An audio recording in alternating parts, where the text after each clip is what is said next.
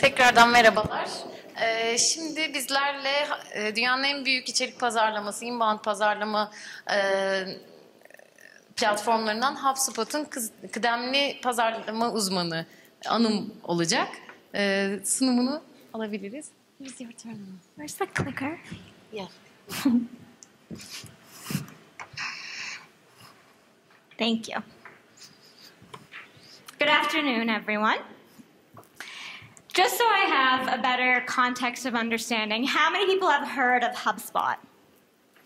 Okay, and how many have heard of Sidekick, that is a part of HubSpot? A few of you. So, my name is Anum Hussain. I work at HubSpot. I've been there for about 4 years. The first 2 years, I worked on content marketing from blogging to ebooks to templates, sort of all of our lead generation efforts for our main marketing product.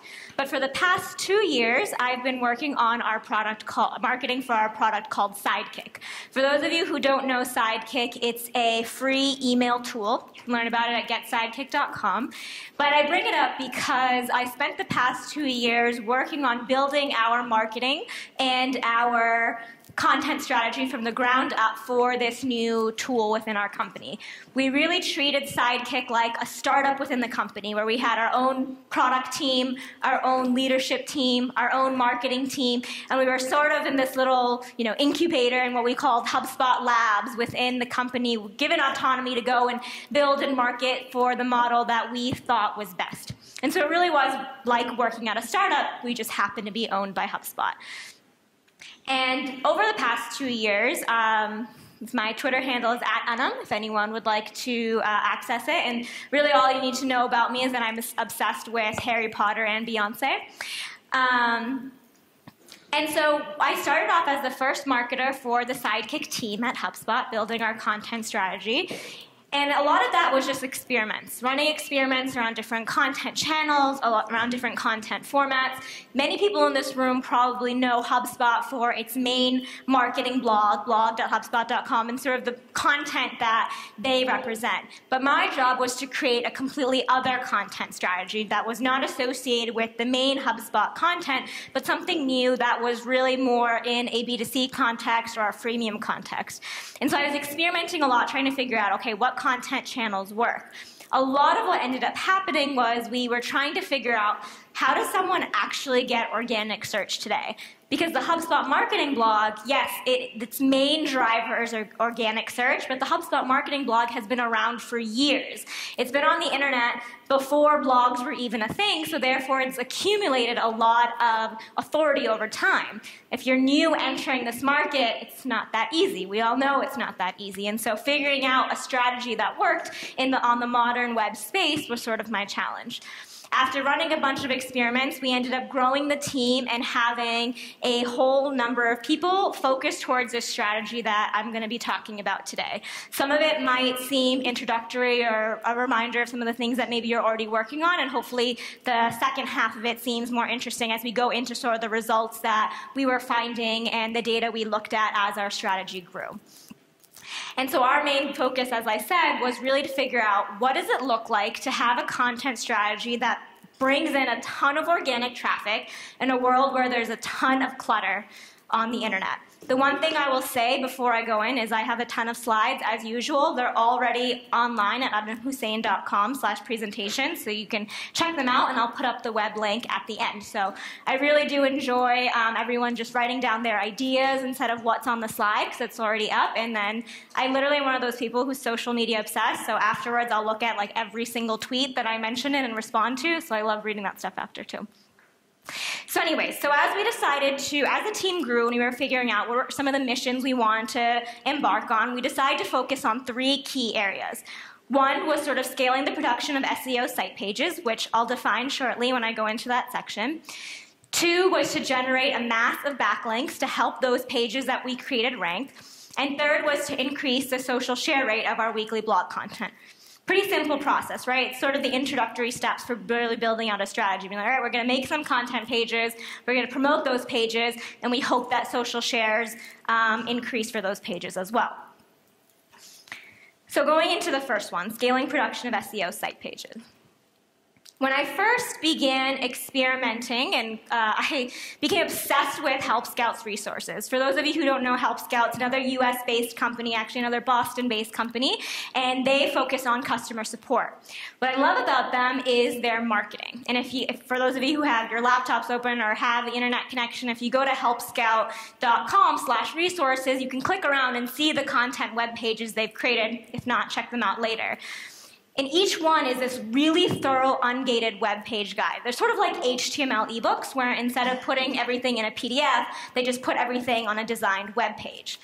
And there was one that particularly caught my attention from them. It was called Customer Acquisition Strategies for Entrepreneurs. Not because I was just interested in the topic, but I was interested in its performance from where I could see.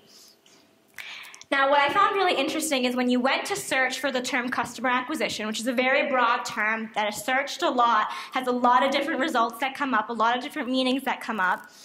And I validated the Google search results and the incognito results with Moz and a number of other SEO tools, and found that the Help Scout resource on customer acquisition was not only the #1 ranking spot consistently, but it ranked above Wikipedia, which for those of you involved in SEO know how much of a feat it is to actually consistently outperform a major domain, a major content house like Wikipedia with your information.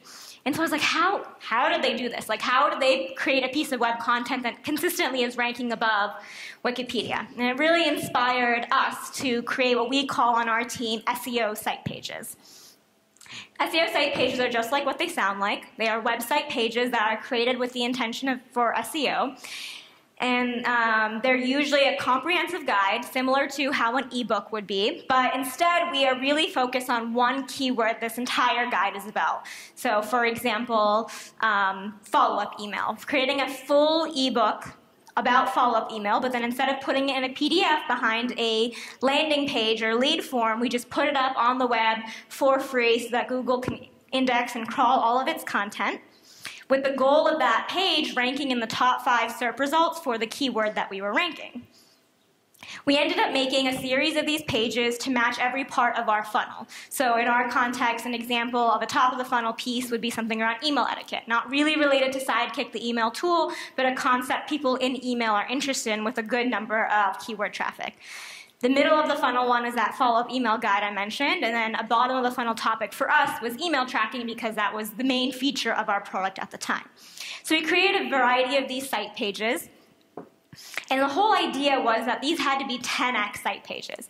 If you haven't seen the Moz Whiteboard Friday on why good, unique content needs to die, it's only about 10 minutes, and it's fully worth the watch if SEO web content is a part of your strategy. The idea that Rand covers is essentially that it's no longer good enough to create a piece of content that's good and unique around a specific word or phrase because everyone is doing that. There's plenty of people who now have figured out what it takes to put together a good piece of content on the internet. And so he argues that if you really want to rank for something, it needs to be 10x. It needs to be designed. It needs to take in user experience. It needs to be interactive. It needs to have all these elements of graphic and web design and user experience that before we didn't really think about when it came to creating content pages. And so that's something that we really ensured that we had when we were creating these SEO site pages. And before we scaled out the number of content marketers on the team, we scaled out to ensure we had a web developer and a designer on that team, because we figured that for us, if we wanted this strategy to work, having that web developer and designer was just as important as having 3 or 4 content marketers. Out of our first 10 site pages, 5 began ranking in the top 10 SERP results. We're like, okay, something's working here. We created these different site pages. They're all targeting one specific keyword that we've done research around. I'm happy to talk about our SEO research process in the questions if anyone is interested.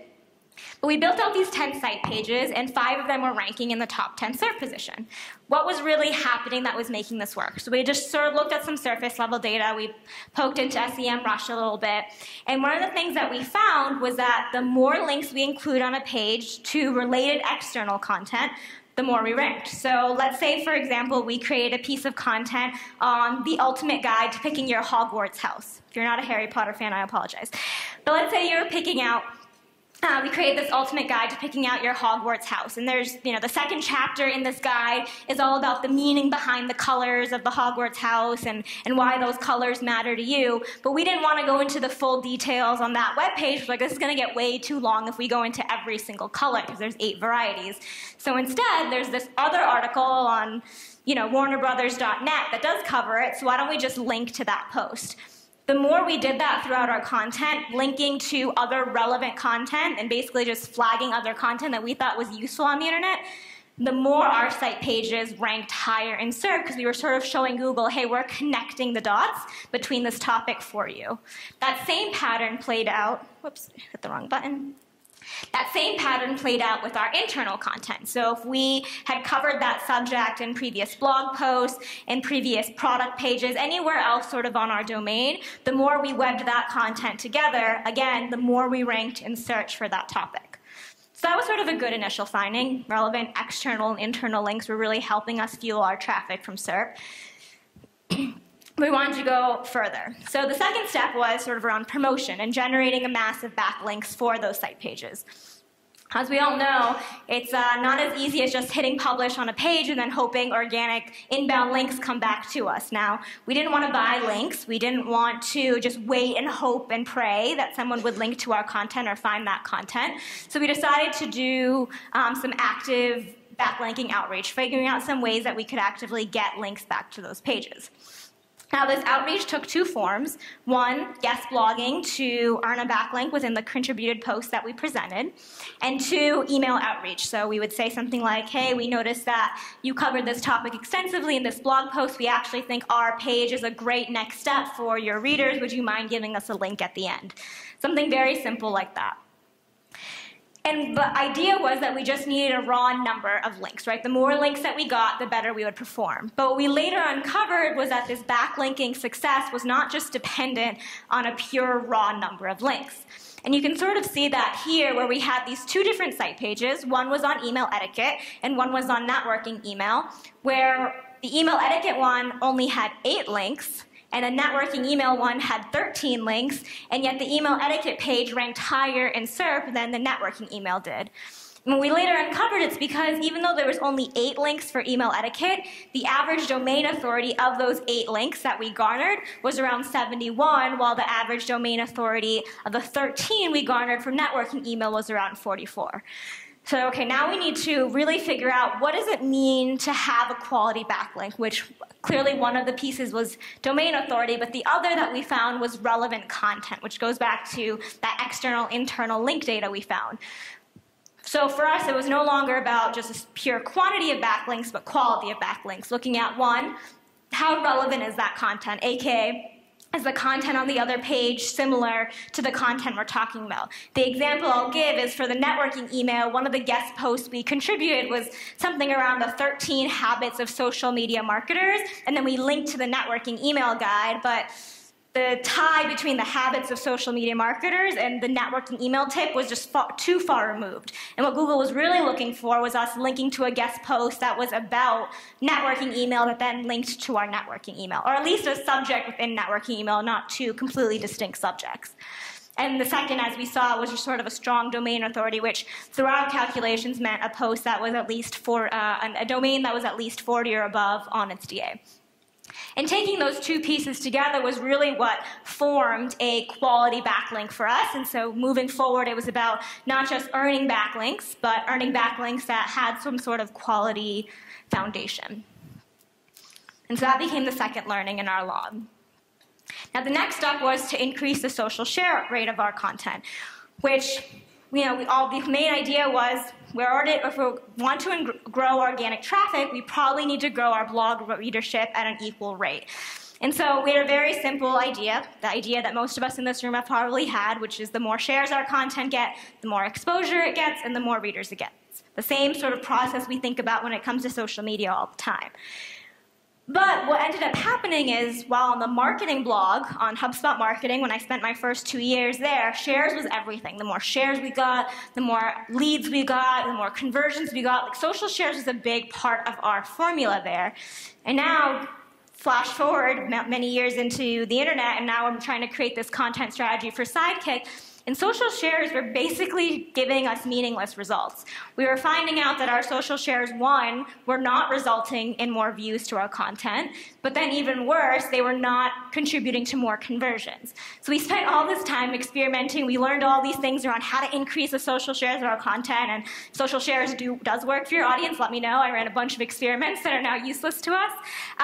But we have found a lot of learnings, and we grew our social share rate just to find out that for our audience, it was essentially moot. And Moz and BuzzSumo actually recently did a study that might be worth looking into too, that basically came out with some recent findings around how relevant social shares are within SEO links and basically how that relevancy is decreasing. But regardless, we were finding similar results as well. And so now we knew, okay, we had to get these relevant external, internal links. We had sort of a quality formula for how we generated a mass link, and we weren't going to worry about social shares anymore. Now, the thing that was puzzling at this point is, okay, we learned a couple things. Some of those learnings, they're not revolutionary learnings. They're not, there's nothing too incredible about them aside from them being helpful in our strategy. But what wasn't helpful for us is that we launched these 10 site pages, and all of a sudden, all these numbers were going up into the right. Our domain authority grew from 49 to 60 in the time period that we released these pages. Our weekly organic sessions were growing 13% week over week. We started with something like 5,000 weekly organic sessions, and by the end of our experiments, we had 30,000 weekly organic sessions. So clearly, the organic channel was pumping in the way we wanted. And our SERP clicks for one of the keywords we were targeting grew over 500%. So we're like, holy crap, something is working. And unfortunately, many marketing teams would just be like, all right, great. All the numbers are going up and to the right, so just keep doing what you're doing. But that wasn't enough of an answer for us. We're like, no, we really need to look into the data and see what is happening, because from our perspective, it's just as important to analyze the data when things are working as it is when it's not working. We didn't just want to wait until something broke to figure out how to sort of reactively fix ourselves. We wanted to be proactive in ensuring we were embarking on a strategy that really works. And so one of the brilliant women on my team, Cambria Davies, decided to dig into all of this and came out with a number of findings, 3 of which I'll share here. One of them being that updating our historical blog content with related site page links helped us increase our organic traffic for not only the old blog post, but the new site page. It's kind of a massive sentence for one learning, so I'll break it down. So, for example, we had one blog post, that we published in 2014, and just as any blog post does, it had a little organic traffic building. And in early 2015, it had a couple spikes in organic traffic. Maybe another blog post wasn't as good as ours. Maybe another one came in and surpassed us. We were kind of jumping in how much organic traffic we were getting for the term. But then what happened is we published that site page that was on that same topic, and we linked not only the site page to our old blog post, but we optimized the entire blog post with new CTAs pointing to the site page, links pointing to the site page, basically doing all the steps of what Pamela Vaughn at HubSpot calls optimizing the past. She has a whole presentation on that if anyone is interested. And after we went through those steps, not only did our organic traffic jump for that post, but it stayed steady at this brand new sort of tier and level and grows from there, because all of a sudden we showed Google, hey, we know a lot about this topic, so you should probably show this blog post more in your results based on the fact that we just created this entire comprehensive site page. So we started doing that with a ton of blog posts, which was helping that weekly organic traffic grow 13% week over week, because all these blog posts were getting powered with more and more juice as a result of tying them to our site pages. The other learning was that our long-tail keywords were sort of building this mountain that was lifting our site pages to the top of SERP. So here's one example. As I had said, we created a site page on follow-up emails, like the ultimate guide to a follow-up email, and that topic was doing really well for us. That was a topic that also resulted in 500% more clicks. And so we were like, what is doing so well about this topic? And we created a couple sub-site pages, so related to that main follow-up email site page, but focused on templates, one of them being 12 templates for follow-up emails after a meeting, conference, and more. This page now ranks #1 in SERP for follow-up emails after a meeting and has like almost 100,000 views to it at this point. We're like, what is happening? Like, the Sidekick audience is not as big as the HubSpot audience. We rarely use the HubSpot audience for our promotion. So how did we, this like measly little startup within the company, get a post that was actually generating almost 100,000 views and ranking #1? And it turns out there was over 1,000 different search variations contributing to that one post traffic. So it wasn't just the term follow-up emails after a meeting. It was every derivative of that term. It was every misspelled version. It was every syntactical variation you could think of. And so what we started doing was, okay, not only are we going to create that main pillar site page, but we're going to create clusters of content that are of those derivatives and of those syntactical variations so that we can sort of really capture all of this audience.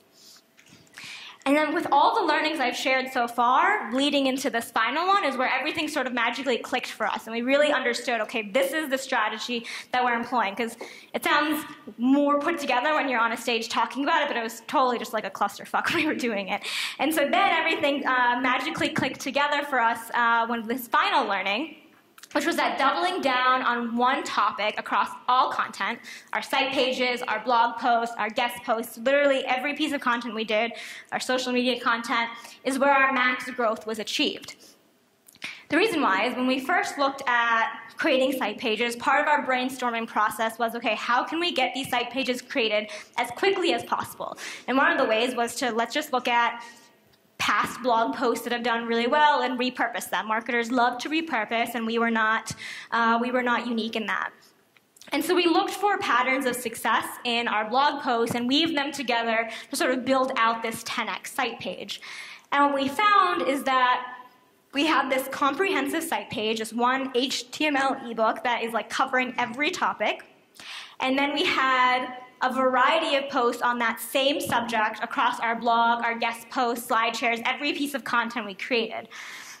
And when we did that, when we had one masterpiece, or what we call a pillar piece of content, and then a bunch of cluster pieces of content on that same topic, weaving them all together showed a massive amount of topic authority that was just fueling our organic search in ways that we hadn't seen coming.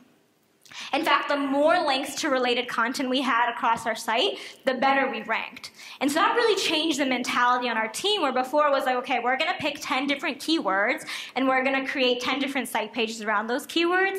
Now our team's mentality is, no, we're going to pick like 2 campaigns a month, meaning 2 topics a month, and we're going to cover that topic in site pages, in blog posts, in guest posts. We're going to like completely cover it, and so that we are the prominent authority on that topic on the internet across all of our content, and think about how our product plays into it, think about how we can productify the different content we're creating, and really show this authority across that topic.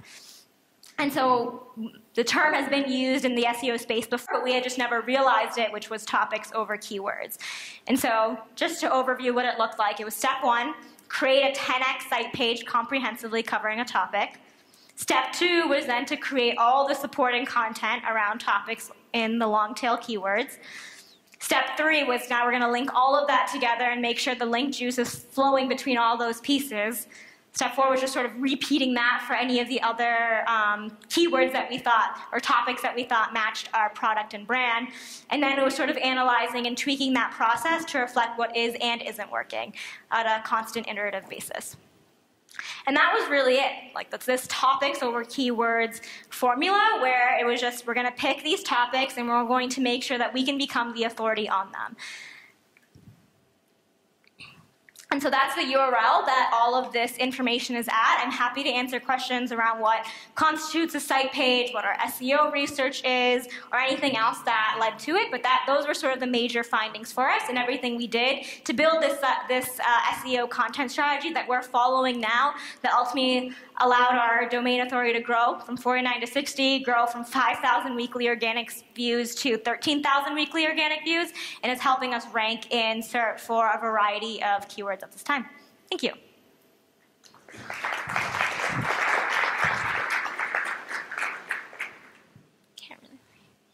Any questions?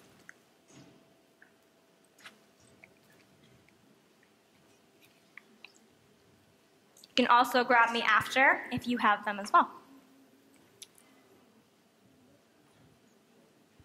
I think we're good.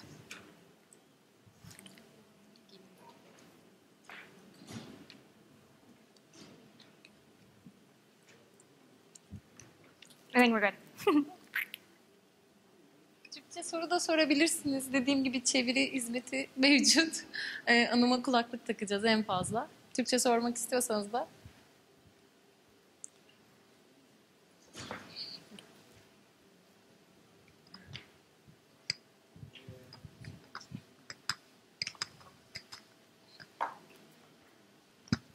Actually, it's not a different question. I want you to, if it's okay, can you repeat the last step of the 5 step of the presentation? You Yes. first. It's not letting me go back, but the 5th step was essentially on the slides online at that URL. The last step was that we were essentially just constantly iterating on our process and constantly analyzing what was and wasn't working, because what we found was really important was that even when our numbers were going up and to the right, being able to assess what was working at a really deep level to make sure that we were accelerating our process and not just moving on because things weren't breaking. So just essentially analysis. Any other questions?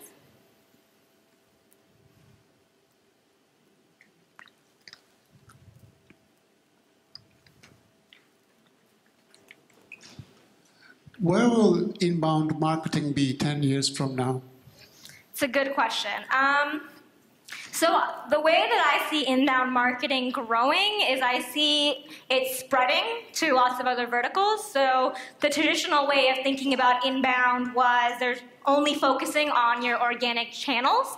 The way I see inbound growing over the next 10 years is sort of making channels that have historically been known as interruptive and outbound and finding an inbound way to do them. So the example I'll give is traditionally advertising and paid ads is like, oh, that's the outbound way of doing things, but I think there's a very inboundy way to do advertising. For example, making sure your advertisements are actually meeting the intent of what people are searching for, because if it's meeting the intent, then you're not really interrupting them, you're just surfacing what they want. So that's how I see it growing. It's just inbound becoming a way of improving how outbound marketing has traditionally been done to make it more inboundy and friendly. Anything else?